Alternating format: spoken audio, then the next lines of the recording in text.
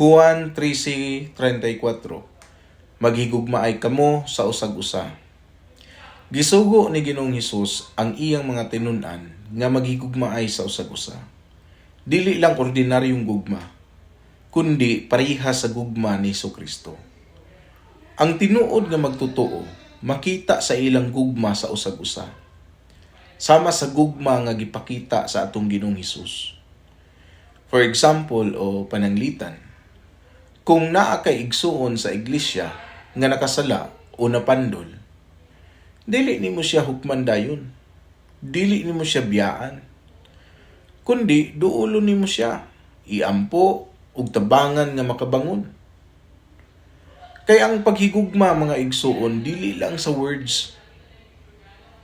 Makita na sa pagpasaylo, pagtabang ug pag-amuma sa usag-usa bisan sa kalisod. Igsuon, gikinahanglan natong higugmaon ang atong mga kaigsuonan. Kay ingon sa 1 Juan 4:20, ang wala mahigugma sa iyang igsuon, wala usab mahigugma sa Dios. Ang paghigugma sa iyang kaigsuonan, mga kaigsuonan, mao ang timaan sa tinuod nga Kristohanon. Maayong adlaw kanimo.